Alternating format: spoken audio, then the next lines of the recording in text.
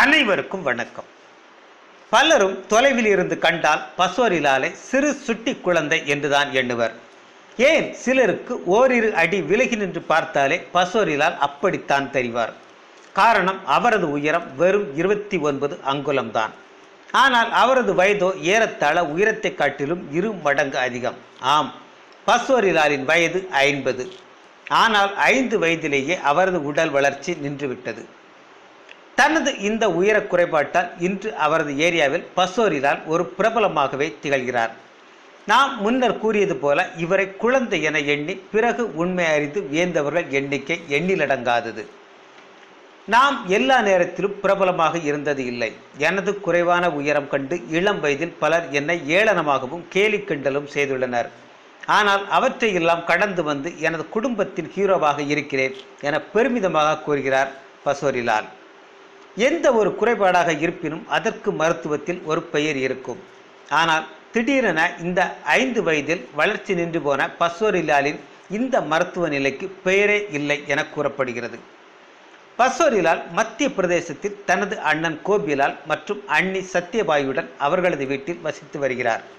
இவரது உறவினர்கள் 5 வயது வரை பசோரிலால் மற்ற குழந்தைகளைப் போல நன்கு வளர்ந்து வந்தார். ஆனால் திடீரென என்ன ஆனது என தெரியவில்லை, வளர்ச்சி நின்றுவிட்டது என்கின்றனர்.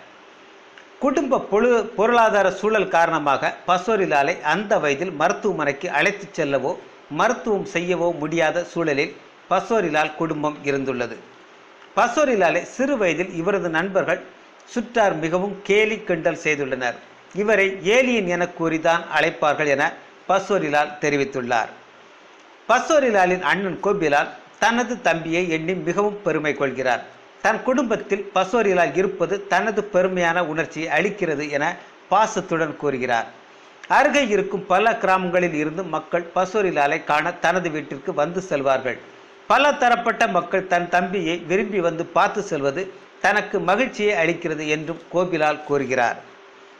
உண்மையில் பசோரிலால் தனது உயரத்தை கண்டு என்றுமே வருத்தம் அடைந்தது இல்லை. என் உயரம் பெரிய குறையாக தெரியவில்லை, நான் மிகவும் மகிழ்ச்சியாகத்தான் இருக்கிறேன். ஆரம்ப காலத்தில் தான் சில பாரபட்சம் இருந்தன, ஆனால் இப்போது அப்படி இல்லை என்கிறார். தினமும் இரவு படுக்க செல்லும் முன் ஒரு கிளாஸ் விஸ்கி குடித்துவிட்டுத்தான் செல்கிறார் குட்டி சுட்டி பசோரிலால். மேலும் திருமணம் செய்து கொள்ளாத பசோரி அதில் தனக்கு விருப்பமே வரவில்லை என்கிறார்.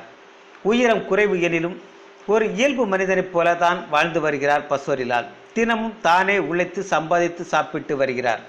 இவரிடம் நிறைய நேர்மறை எண்ணங்கள் இருக்கின்றன. அதன் வெளிப்பாடுதான் இவரை சுற்றி நிறைய உறவுகள் நிறைந்திருப்பதற்கு காரணம். நன்றி.